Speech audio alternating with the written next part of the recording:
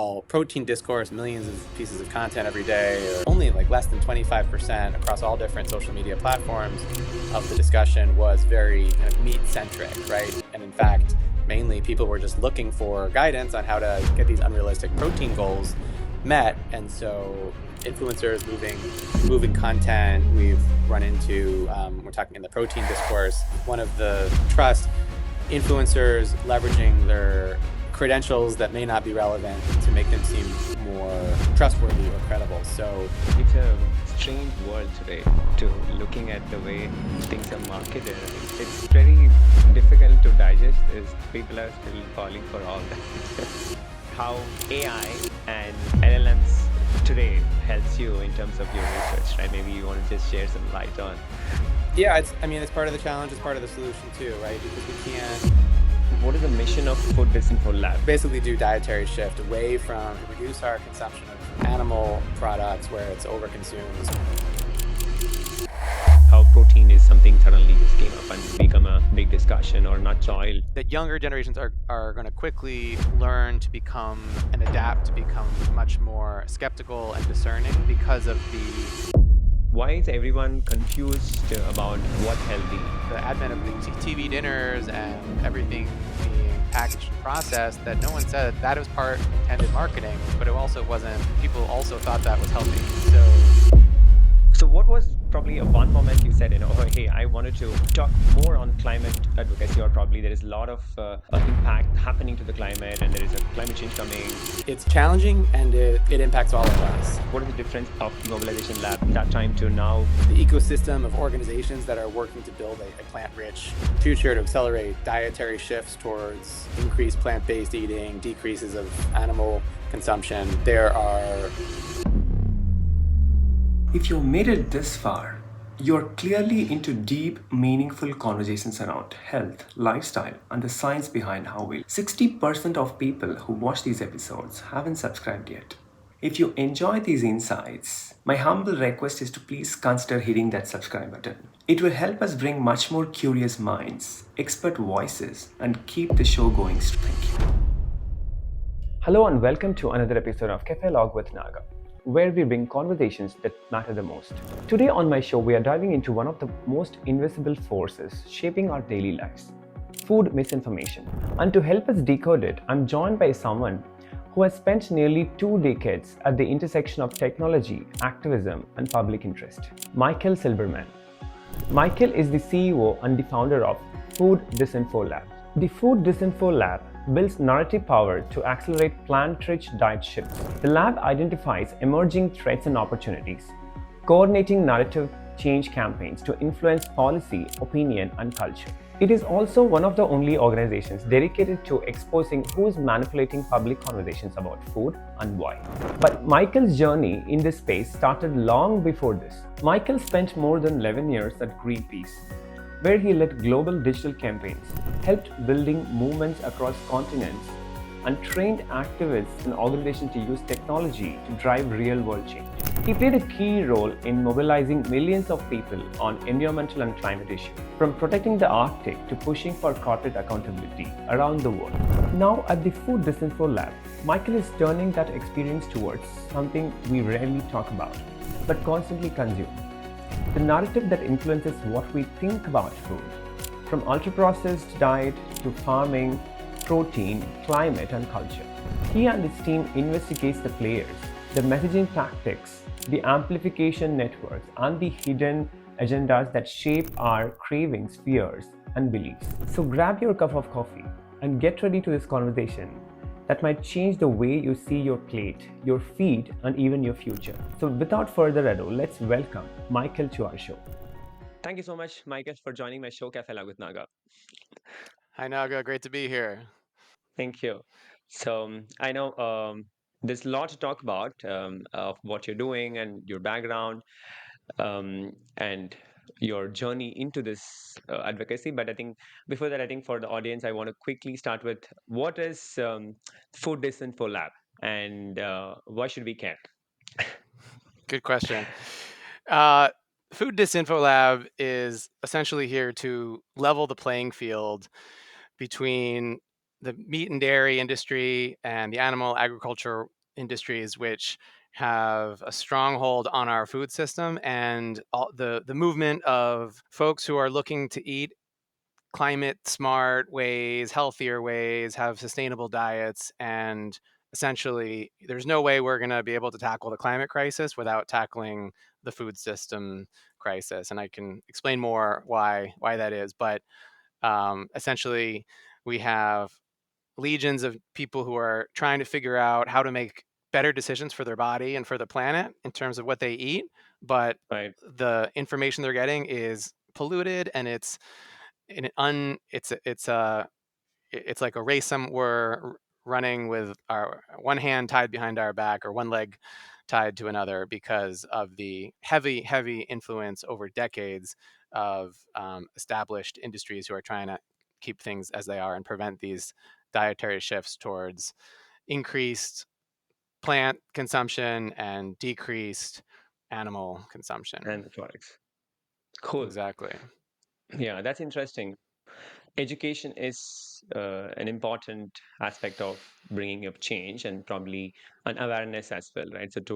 So I think Disinfo Lab is the objective is to actually create awareness and also debunk or provide credible sources of information to help organizations to actually, debunk those myths available or help the consumers to be more aware. So if I have to put it right, yeah. Exactly. Yeah, we're working to help normalize plant-based eating, and that's by Right. supporting the network of organizations, advocacy groups, philanthropies, and individuals who are pushing for those more sustainable, climate smart, healthier diets. But right now, those are less accessible, and that information is less accessible because of this distorted information environment we're Right. in, where we're just getting pummeled by myths and hundreds of millions of dollars worth of marketing and myth Hmm. making that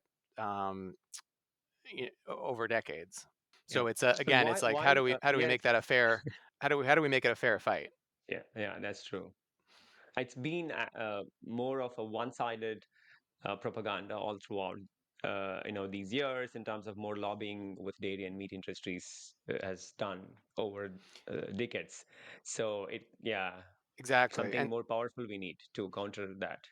yeah, and I come from a background of political campaigning and advocacy, and we talk often about this movable middle where you have people who are undecided, right? You always have Mm, some pop when you're targeting populations of voters, for example, like who do I want to go and call or knock on their door because they might be willing to join me. Then that's the movable middle. You also have people who are you'll never reach, right? We have people who are diehard carnivore diets, and you know what? mm, They're probably going to continue saying that I have to have this overconsumption of meat 5 times a day in order to feel healthy. We don't need to worry about that small percentage. And then we have vegans or people who are already fully committed to a plant-based lifestyle, and um, the meaningful opportunity in my mind is that huge segment in the middle of people who are actually curious and interested and trying to figure out how do I eat better? How do I make better choices for myself, my family? How do I do it for the planet? And they know and they're hearing that we actually can't farm animals at the scale and levels that um, we are now if we're going to achieve any of our climate goals. That we're right, just massively that the huge amount of climate emissions that come from animal agriculture is completely unsustainable and unnatural in terms of the course of history. right. Yeah. I think you answered partly my question of my next question is on Hmm. why why does the world need something like Food Disinfo Lab in 2025? Mm. So is it mainly due to the digital overload and the lobbying and marketing has been heavily on the uh, meat and dairy, and a lot of greenwashing happened? So maybe uh, to Hmm. counter that, right? If I have to, that's what we discussed. So Yeah, we need ways to there are ways to be strategic, right? It's not, we don't want to spend all day just kind of swatting at Mm, lies, right, or things like that. But we do need to coordinate. We do need to know what's coming at us. We do need to know what information mm, people are receiving or swimming in if we're going to design effective interventions. So if we know that people are being exposed to certain kinds of meat heavy, or if industry is pushing the importance of animal protein as the only way to achieve your protein goals in this new moment of protein obsession, then that's an important starting point to know that we need to meet people where they're at, that we can't just come in with a totally contradictory message, because we right. know that people are actually most influenced by, the research shows that people are most influenced by what they first heard and what they were the first things they hear, essentially. So if they've been hearing for years certain myths about the small family farm where their food is produced, and even now maybe if industry messages have become so effective and widespread that they're thinking that beef is a sustainable option, which of course it's not, but and is even healthier than a whole number of other Carbon neutral wheat. options. Right, exactly, right. Which just has been banned as a marketing term the other day for false and misleading claims, but because JBS and the companies couldn't stand behind what they were saying, but or suggesting that it's super healthy when actually it's a carcinogenic. Anyway, if those are the impressions that people have, we can't ignore them, and that's why it's important to have the research and intelligence understanding of what are the narratives that people have been exposed to that are false and are misleading before we craft, and alongside our efforts to craft more powerful and compelling narratives that are going to help move people towards this better future of a world where we're eating more in line with the planetary boundaries. Got it. True. That's very credible, and also a novel to approach, or probably an organization to build or found to start debunking. One is, I think, if I have to summarize in three main Hmm. points of, you know, why Food Disinfo Lab or such organization has to exist is debunk the myths which are created over decades of misinformation Yeah. by dairy and meat, also bring up more credible research and fact-based information which are counter to those existing myths, and also be prepared for what's upcoming, or upcoming narratives which actually is going to spread, like how protein is something suddenly just came up and become a big discussion, or nut oil for that matter. So how do we prepare ourselves, and also look Yeah. at the ways of reducing climate change, because there's a lot of climate impact, more from the animal agriculture, as well as it's also contributing, as well as actually the farming itself is also impacted due to the climate change. I think you use the word prepare, and I think that's a really important word. So, one of the things we do and are helping folks do is prepare media, for example, when you know when there's a new scientific report coming out, or there's been a great deal of evidence of meat and dairy industry PR efforts and PR firms putting tons of resources and energy into not just advertising, but also media outreach, of course, social media influencers work. But for example, we can prepare media to say, hey, we know you're busy. We know you're trying to get stories out as quickly as possible. You're likely to hear about this new research or new industry funded research from a whole series of well funded firms and whatnot. And you know, now's the time to think about let's look at their incentives and motivations for that research and that fund, right? And before you publish it, here's another set of facts or information, and so I think it's preparing the information, it's preparing the people who, and influencers and journalists, people who are um, key voices in the information environment to have a more comprehensive picture, and that we do that.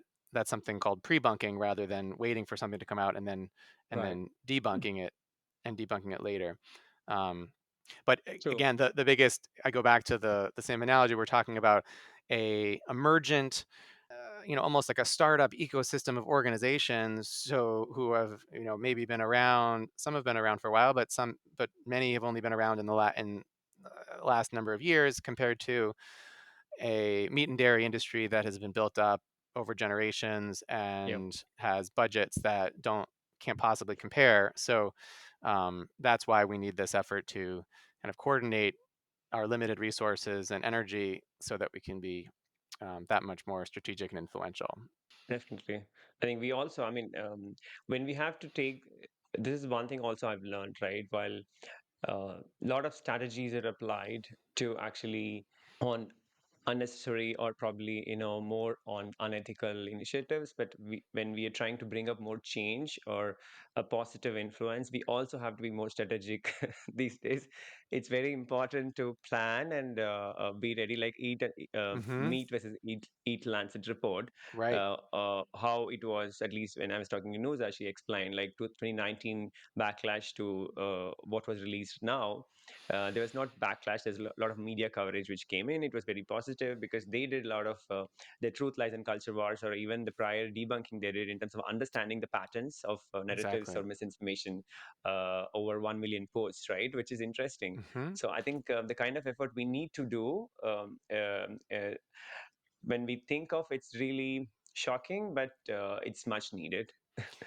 Yeah, and part of what we're doing is collectively is trying to challenge the social license that the meat and dairy industry has in the way that many campaigners have done for oil and gas. And I think Right. and so it's now increasingly, there's a great campaign called the Clean Creatives campaign, where, big PR firms like Edelman are essentially, publicly challenged or shamed in the court of public opinion um, for working with and supporting oil and gas in the same way one would think now if you worked for tobacco, it's sort of a blacklist of for investments, for all kinds of things, right? So how do we do that? So the same is not yet true for the meat and dairy industry. So part of what we, I think, need to collectively do is kind of toxify the strategy, the influence strategies that the meat and dairy industry deploys to maintain its power or stronghold over the system, um, Hmm. which is I sort of, like it. yeah.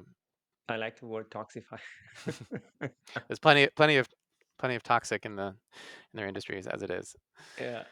I was so fascinated about listening to you and looking at what you've done. So maybe if we'll quickly start with your introduction and how you got into this whole journey of advocacy. Sure. Yeah, I've spent almost my entire career helping organizations figure out how to be more effective with new technologies and communications tools and media and mobilizing capabilities. And that started out when I was right out of university, college. I ended up on a presidential campaign up in Vermont. Governor Howard Dean. It was this kind of upstart, insurgent, grassroots campaign that literally threw everything at the wall, every technology. It was kind of video before YouTube existed, different kinds of networking and tools for activists before Facebook was on more than a few campuses. So we got to really experiment with everything and figure out what's going to work. It was this culture of testing and learning and the kind of the way we talk about tech companies now, but in a campaigning context. And so um, I was always been interested in having social impact. So whether that's through a political campaign or afterwards working with different environmental advocacy groups, climate groups, humanitarian organizations, and so the journey into food comes more recently from being in climate campaigning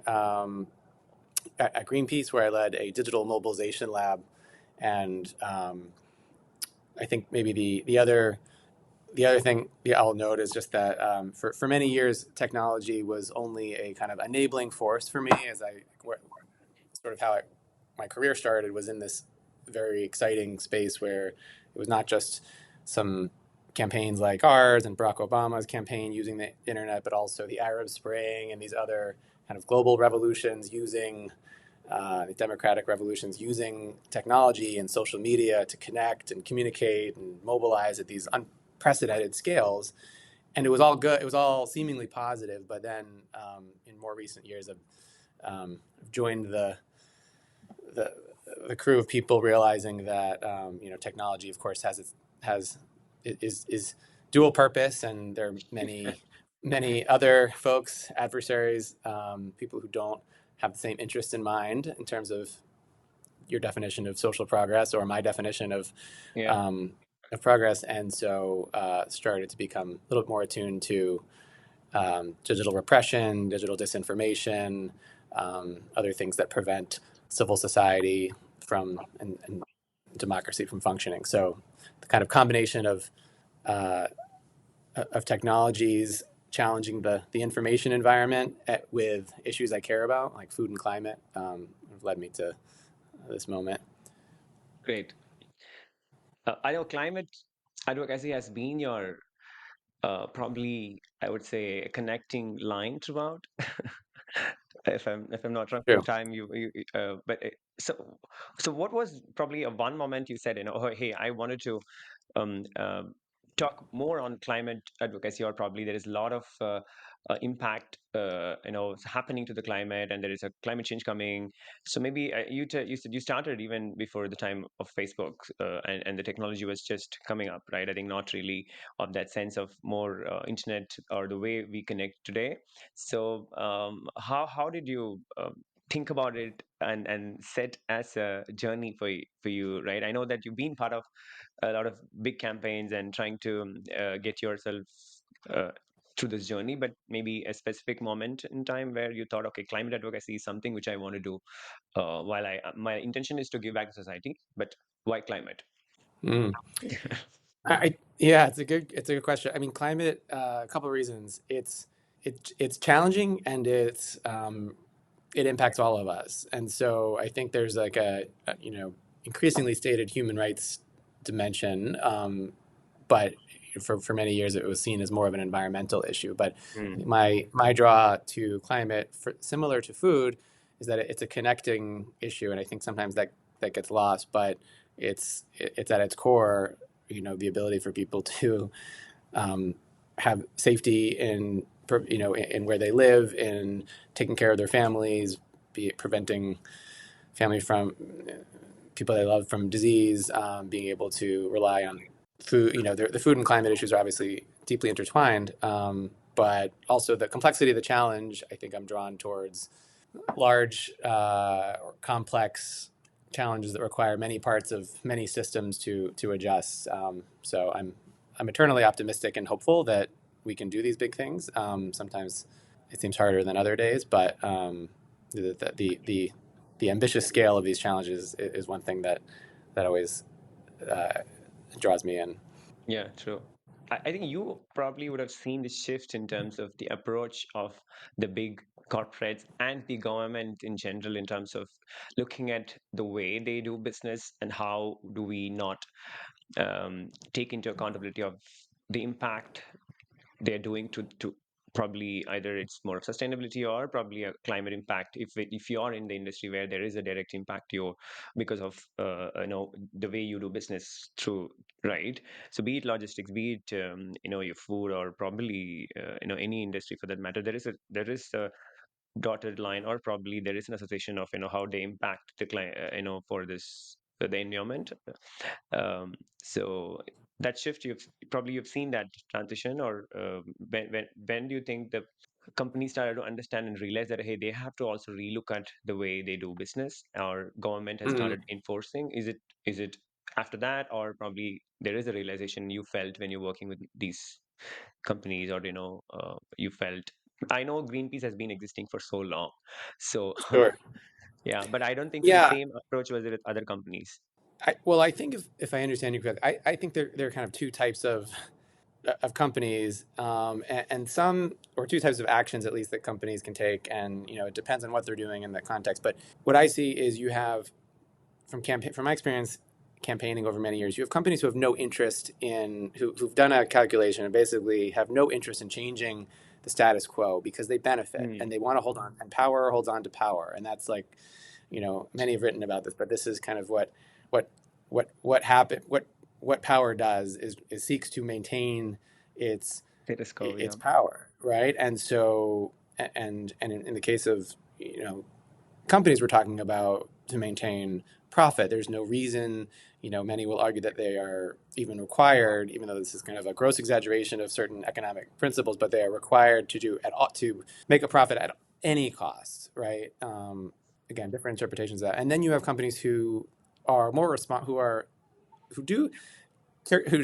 of course are motivated to make profit, but also are motivated to be responsive to social norms, popular demand, culture change. And when they see, if they're a consumer-facing brand, for example, unlike maybe an oil company, they might be more concerned with evolving norms, or younger generations of consumers who are concerned about, who actually care about supply chain and the climate impact of the goods or services they're purchasing. So then they have to take climate into account in that second category.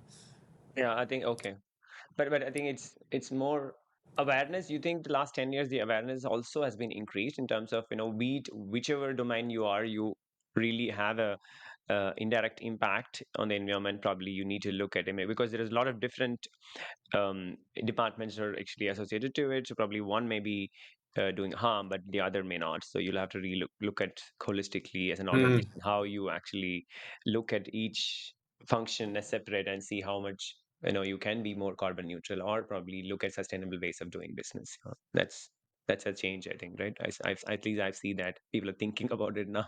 Yeah, there are positions that didn't previously exist 10 years ago, the people who are doing Yeah. carbon accounting, right, and trying to but it's I guess, and yeah, laws and regulation have changed in certain places to make that required. But I think the takeaway is these companies are unlikely to act without, or politicians for that matter, anyone, all forms of power are unlikely to make changes without a provocation, nudge, pressure, something that that moves them from their current, perhaps less sustainable position. So whether that's consumer pressure, regulatory pressure, they're different. And this is what this is the, I guess the the art and sciences of campaigning is to figure out where are some of those vulnerabilities or weak points in the system or a brand's, how a brand functions in order to help accelerate that change.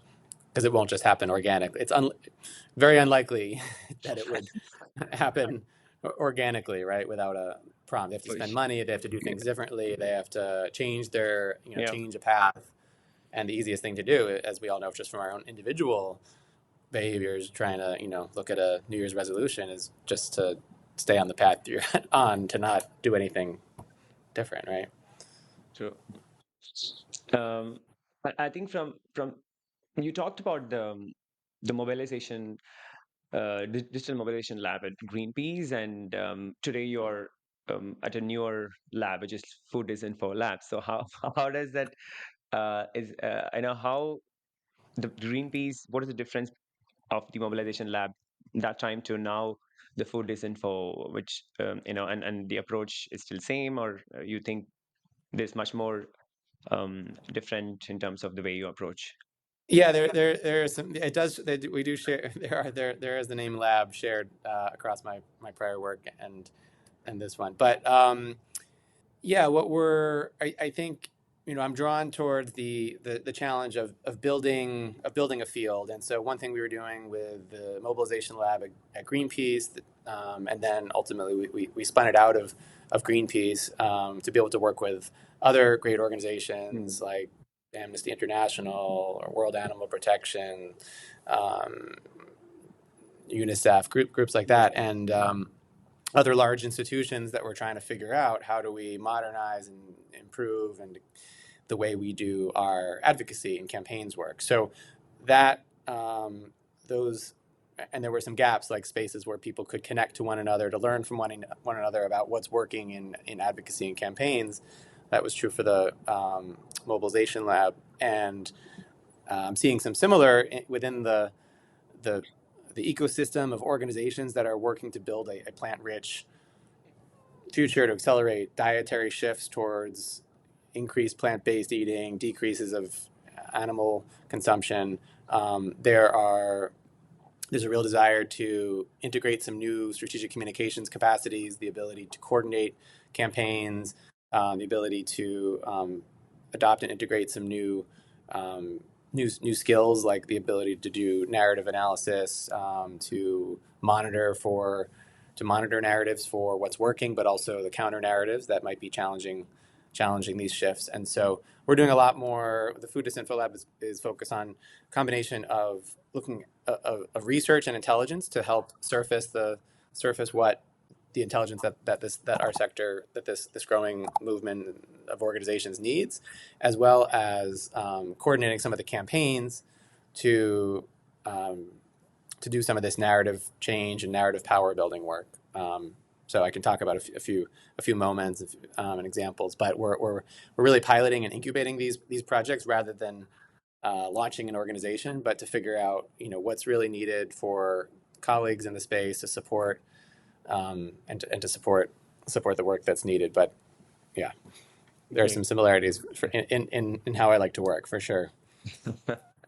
So I know so right now, what is the mission of Food Disinfo Lab, right? So how I know you briefly talked about, more of trying to, instead of just starting a separate organization, you're trying to actually build something, how we can supplement or help people who are, or the organization who are already doing in terms of the animal advocacy, or how do we change the narrative in terms of campaigning in a way, what the right information to reach the audience, if I'm not wrong. So maybe talk about uh, what are your mission, maybe top 3 or top 2, whatever you think you've set as a goal for Food Disinfo Lab. Yeah, at the most basic level, we're trying to help help the plant based movement or this sector, which is still trying to come up with its own name, but the world of organizations and philanthropies and even plant based foods companies who are trying to increase the consumption, basically do dietary shift away from, reduce our consumption of animal products where it's overconsumed, especially in higher income countries, and increase the consumption of plant rich foods, right? And so that's our overall vision, is a world where we've made those shifts and we're not seeing these steady increases of meat consumption, meat and dairy consumption. But to do that, our mission is to empower groups with and the organizations and these folks in our field with the intelligence they need to better understand who they need to reach, how they need to reach them, and with what messages. And then second, to help coordinate those efforts and those strategies wherever it's needed. So that can break down into things like, how are we engaging series of influencers in moments ahead of a rapid response opportunity, so that we're not scrambling to figure out who has any relationships, what organization might have relationships with what influencers to reach certain networks who could help shift a key narrative. For example, around the last bird flu outbreak, which is now almost predictable and seasonal, there was we helped coordinate a campaign to connect the dots between the major media moment that we were in of empty egg shelves, high egg prices, to Right. connect move the story from just being about the fact that there are no eggs available and there's a shortage, to one that is is connecting the dots back to these concentrated animal feeding operations that are filthy breeding grounds of the next pandemic, right? And that as a key moment to help people reconsider what they're putting into their bodies and what they're purchasing. I think it's more seasonal. I mean, thank you for sharing that mission. Right, it's definitely an important space to be in. I think I'm happy to see you're more supporting the need for the increase in the plant-based food, and then the consumption of plant-based whole foods and reducing the animal meat and dairy consumption as a whole. And you talked about the bird flu, so I think that's what I was trying to say. It's more seasonal every time people react, because we've seen this E. coli, we've seen salmonella, so all those breakouts, and bird flu has been coming and going often, probably at a point in time. Uh, but I don't see consumers, while they've gone through this, but still they go back after the kind of, mm, probably the advert. I mean, more people talk about bird flu. Probably the media is talking about it for a few weeks, and then once that surges, the common public is going to go back to what they've been consuming. I don't think so. There is been a bit of understanding of, okay, it's a cycle. Probably we have to really change for good, not just for a season when the flu comes and then after you go back to the way you are. So what do you think about it? Yeah, I mean, change is hard. I don't actually envision a scenario where, I think the highest probability scenarios are not, I think, the kind of complete eradication of Mm, animal products in people's diets. They are yeah. it's getting people to um, think differently, and this gets down to like what are people's motivations. So if no one sees cause for, if you don't believe it's a problem, you just see, well, they're too expensive right now, but maybe they'll, now they're more affordable. I think sometimes there's a lack of understanding of what really motivates people in campaigning. And so with campaigning, advocacy, we can often just focus on like the end goal, and but if we need people's behavior to change, then we need to more deeply understand what motivates them, what are their needs. And so, for example, when it comes to, we've seen, cultural traditions are deeply held values that have a huge impact on what people eat. So we can't, even if your doctor is saying, well, actually, the doctor can be a strong motivator. Personal health can be a strong motivator, but no one, we wouldn't want to ask someone to, like the difference is, I think there's a difference between saying to someone, and I don't think enough of any of this has been tried, hey, I know you've been baking for your family around this holiday or that, using eggs for generations, and now you shouldn't do that, right? No one wants to be told that. No one wants to be told, oh, not only taking away something I love, you're taking away you're A freedom of challenging choice. my tradition, my family, all these core things that are important to people's happiness, right? So instead, something that could be more compelling would be, look at how I'm baking with my children for this holiday, and I've decided I'm thinking more about my heart health this year, so I've cut back on meat, but I'm using all these I'm still making the same great foods with my family, and Yeah. but with some of these alternatives instead, or there's just different ways to. I think that the nuance there, communication strategists think about many layers of communication, but getting to people's um, heart and emotions is a key thing that I think is too often overlooked in advocacy communications. But the recent announcement from the RFK was on the eating more saturated foods, and meat and dairy, right? So that's what it's recently, which came on a lot of news coverage. So, Yes. which is interesting, more of counterproductive to what people should actually eat.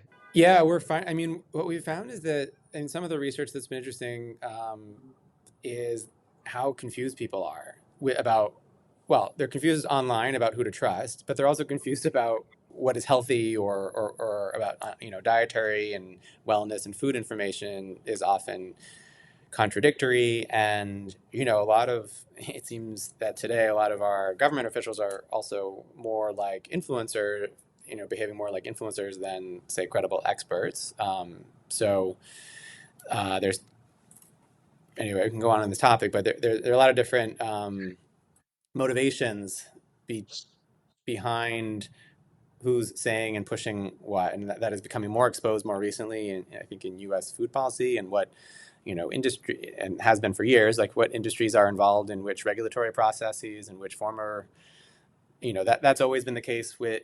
Sorry, that has increasingly recently been the case in government rulemaking, who's benefiting from different policies we need to always look at. But that's especially true when it comes to online digital dis and misinformation. There are there are a lot of financial motivations behind the influencers who are heavily responsible for pushing some of the stories, narratives, information Yeah, that we have access to. thank you.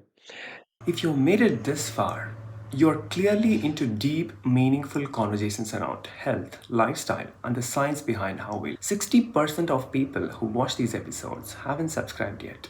If you enjoy these insights, my humble request is to please consider hitting that subscribe button. It will help us bring much more curious minds, expert voices, and keep the show going. Thank you.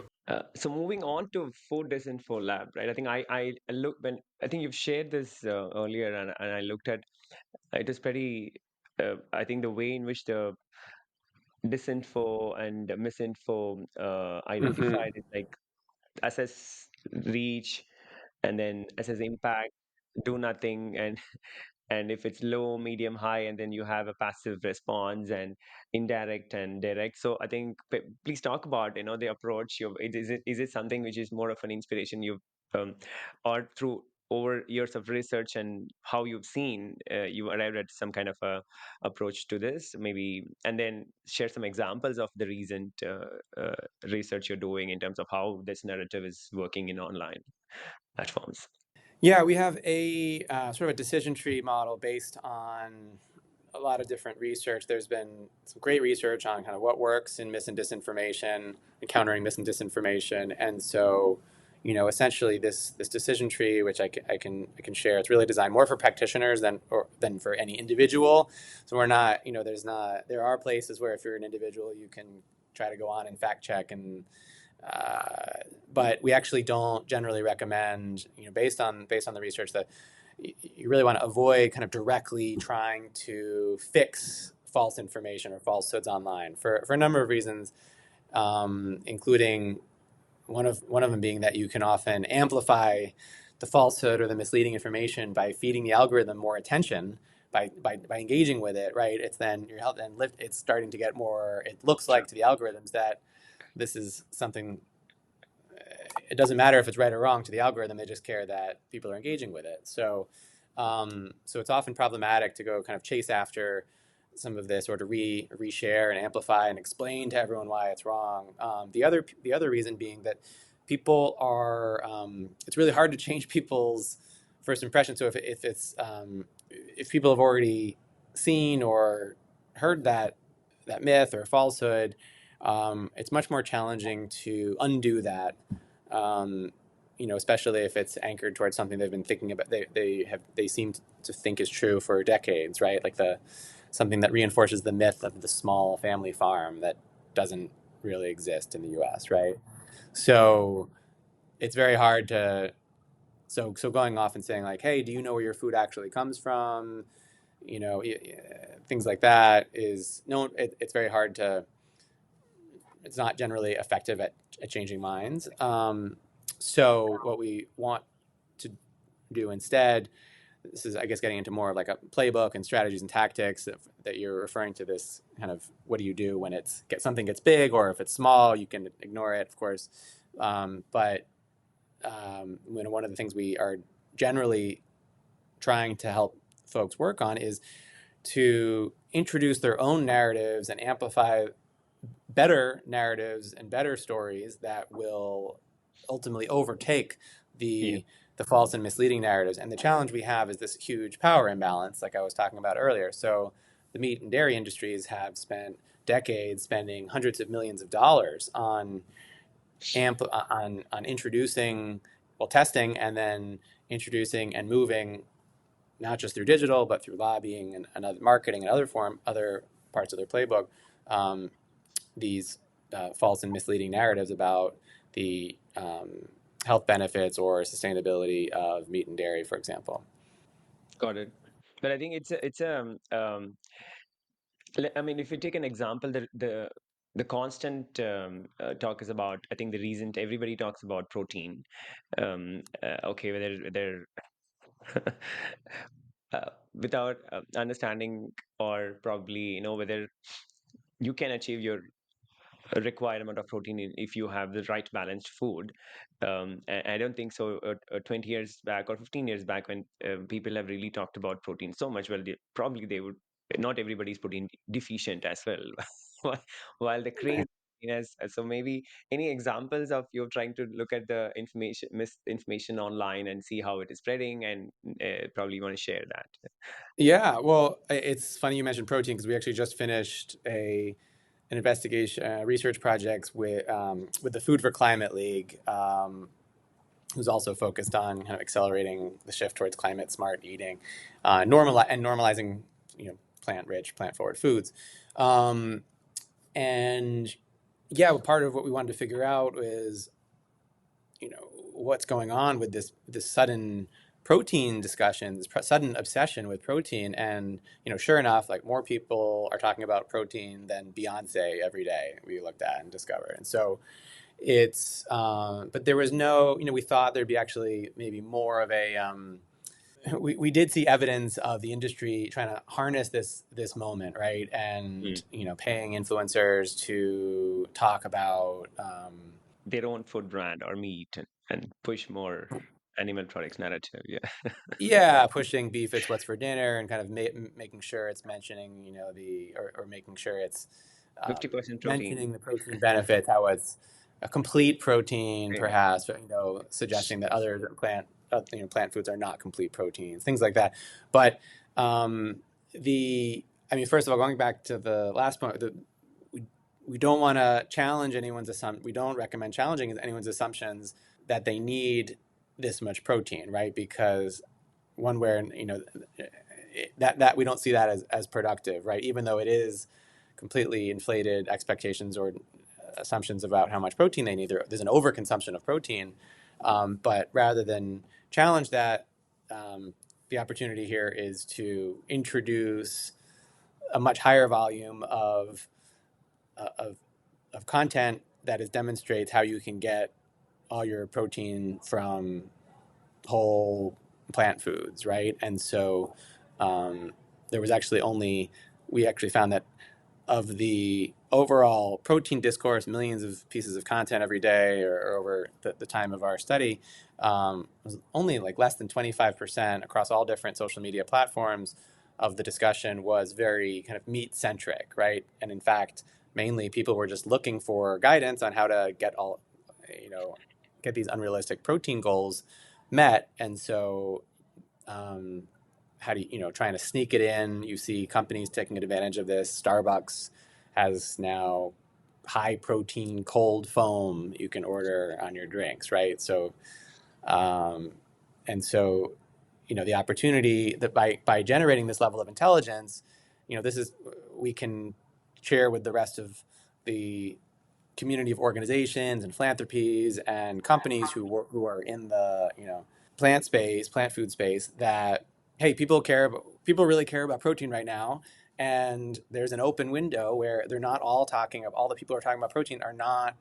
It made the most sensational media attractive stories are about, like, the Liver King who's only eating raw meat, who's like this paleo diet guy who's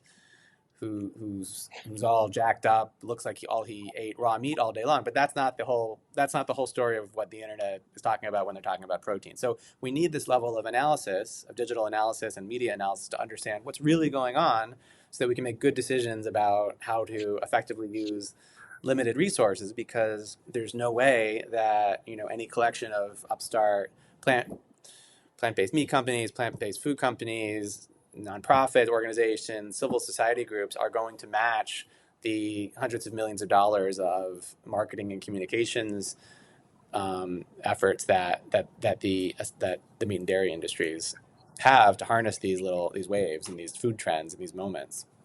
So you think that the idea is to, maybe you've done the research and provided information that there is a space for us to put more content around. I know how you can get holistic, I mean, protein from good amount of protein from your whole plant-based food, and then trying to overtake the information to an extent of the audience understands that okay, there is alternative exist, and also you can actually have a good amount of protein with even plants, not just meats. But I mean, that's not a direct way of messaging, but through filling those gaps and trying to slowly, push those messages to overtake what's already there, right? That's a way. But again, we'll have to work through the algorithm and how much technology. I know that I'm just digressing a bit, but how AI and Sure. the LLMs today helps you in terms of your research, right? Maybe you want to just share some light on how much of that is also an important part, right? Because without that, today it's become much more powerful. Yeah, it's part of the challenge, it's part of the solution too, right? Because we can't do the level of analysis on millions of pieces of content without the assistance of large language models or AI. That Hmm. said, we're also not at a point where we can rely on it exclusively. So we do a lot of, there's some network analysis we did through a partner that relied heavily on AI to figure out who are the biggest Hmm. voices in a conversation, where there overlap, who are the biggest influencers moving conversations through different communities. But then when we were doing content analysis, we did a lot of hand coded analysis because it's easy to get things, as we've all seen with our personal uses of AI. I'm sure we've all there are the it doesn't always fully understand what we're trying to do. So Okay. Yeah, but it's a combination, of course. Yeah, I think how to use as well as, I mean, today it helps to generate a lot of information in a faster time with, let's say, if you have multiple different documents or do analysis of the social media, so it does in no time than it has if we have to do it now. Any such examples you want to share, which is more recent, or any funny information which actually started small, but then the engagement actually triggered it, but then it was not that worth it? Without any such examples, or where you have been involved in terms of research. yeah, well, what I thought you were where I thought you were going was other uses of AI, and Yeah, I I mean, think what even that, please share. Yeah. yeah, well, I mean, what I think is not, I think we're off. I think there's a sometimes a fear of using AI to generate content because we don't want to be seen as creating bot armies or Right. and I think there's a real difference for communications practitioners to. I think there's a hesitancy that we need to get over in terms of thinking about generating content more quickly and testing it with AI. There's a huge difference between that and doing like inauthentic activity and creating bots and doing, we did find lots of evidence of like AI slop and kind of bot accounts trying to sell keto cookbooks, vegan cookbooks, all these things. There's a lot of opportunistic behavior online that we found as well, or profit-seeking behavior in the protein discourse, and probably anything else you could research online. But um, there's a huge opportunity to when we have smaller under-resourced organizations to leverage AI to help generate content to help build a campaign and to be able to test out multiples of different messages, ideally based on some research, but to help see what's working and what's going to work with AI as an additional kind of creative partner. Whereas I think for that's still something groups are getting comfortable with or used to as something that might feel initially like unethical for some Yep. reason. But I think at this point we actually have no choice but to leverage those Embrace it. tools and to embrace, and to use it responsibly, right? To not True. just automatic, to not just to be but I do see it as an opportunity at the moment. but yeah, there's also a lot of funny. I'll try to think. There are a lot of outrageous kind of food disinfo uh, posts you come across. I mean, some this was less the content, but more the when you talk about the kind of influencers moving content. We've run into we're talking in the protein discourse. One of the trends is getting back to your point about trust. Influencers leveraging their credentials that may not be relevant to make them seem more trustworthy or credible. So Mm. chiropractors or OBGYNs who have doctor licenses, talking about protein intake or food or maybe selling diet plans or things like that, but using MD in their title because, of course, they do have an MD, They do just have an impact. not in the space that they're talking about. Um, so this is just more reason for uh, trying to get people to be more skeptical and cautious about the information they're consuming. So that's one of the other big tactics we look at, which is in addition to just introducing our own narratives and our own content, where possible, helping people, especially journalists and media, become um, more critical, cautious, curious about the motivations behind a piece of content or a story, right? So if Got if it. someone is if someone's talking to you about a certain set of supplements or protein, and then you discover they are also selling a paid subscription plan to get that product or coaching, then it may be that they have additional motives beyond just sharing their personal stories about how much they love eating something. So, and that's the same obviously with, when we start looking at things like one of my other favorites is the Climate Smart Beef, I think was the name of the product that Tyson's introduced. And, we have to, again, look at the motivation.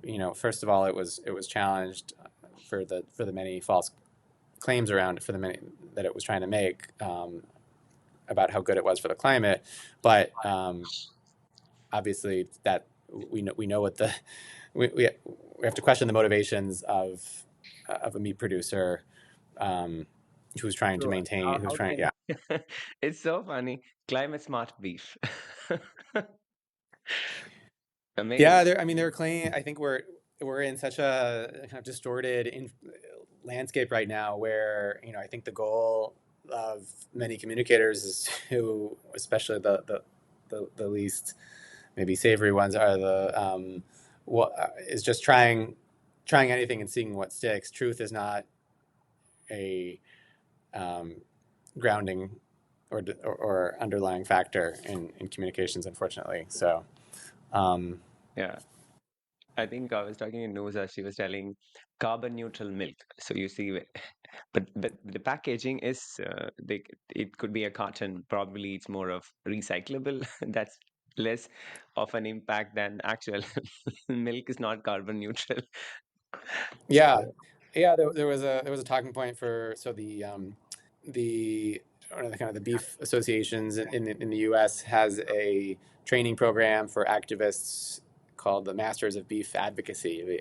So you can get an MBA mm, in being a kind of grassroots online or in-person activist for beef.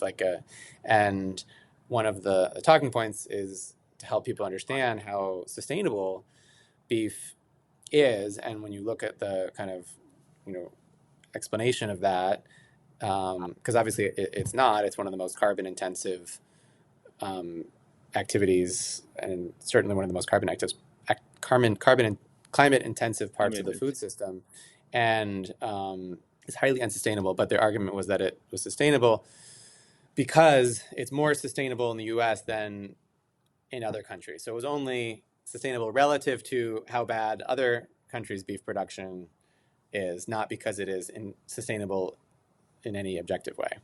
But so it's all just playing with words in many cases, right? Yeah, it's a strange world today to looking at the way things are marketed. I think it's pretty difficult to digest. Is people are still falling for all that, right? I think yeah. Yep. Thank you so much for sharing those. Um, I think my question on generally on we talked a lot on the some of the examples and your approach. So you partner primarily with today at this point you're partnering with the organization in terms of trying to see how we can support and elevate the conversations on the plant food alternative, and also how do we reduce the climate footprint through that. So and any policy, I mean, how do you think any specific project where you are trying to work with the government in terms of moving the policies around it, or do you think it's coming, or do you have something in mind you want to share, or in the past you worked which actually has helped bring up any change in the policies? The yeah, I mean, I think we're interested in anything that helps level the playing field, and I think right now the challenge is meat and dairy industries, at least in the U.S. and in many countries, enjoy many subsidies and Subsidies. benefits that enable them to maintain their position. And so the where the I think where we come in is whenever there are challenges, to any potential challenges, they come out fighting pretty strong and pretty aggressively. And so for example, there are bills. Now that plant-based milks, for example, are gaining a lot of market share. I think over 10% by one estimate, because many people need access to these dairy alternatives, right? They have introduced things like labeling bans and bills where you can't call plant-based milk or milk or plant-based. Meat, yeah. Yeah, Yeah, of and meat. you can't use the term that consumers would generally understand and not be confused by. But Hmm. their argument, they would argue that consumer, anyway, silly arguments that consumers would be confused. So those are the moments when some of the narrative, we haven't had the opportunity yet get involved in any big ones, but part of what the infrastructure we're working with colleagues to set up is to be able to enable organizations to have that visibility into in these key moments. What are the narratives that opposition actors are using that are working to influence the culture and the political environment where that decision is going to be made, and what are the counter narratives or the winning narratives that we can use to change the story, so that and to even if possible, not just neutralize the threat, but even if we're lucky or effective, win people over, win new allies and supporters. Got it. Yeah. Everybody talks about protein. Protein. You can achieve your required amount of protein if you have the right balanced food. What's going on with this sudden protein discussion, this sudden obsession with protein, and Any specific project where you are trying to work with the government in terms of moving the policies around it, or do you think it's coming, or do you have something in mind, or in the past you worked which actually has helped bring up any change in the policies? the So any advice for the young generation today who wants to be in the field of advocacy and activism? it was 3% of all the media coverage on climate is focused on. If you like this conversation, please hit the like, share, and the subscribe button to get the latest updates from my show Caffelogue with Naga. Thank you so much.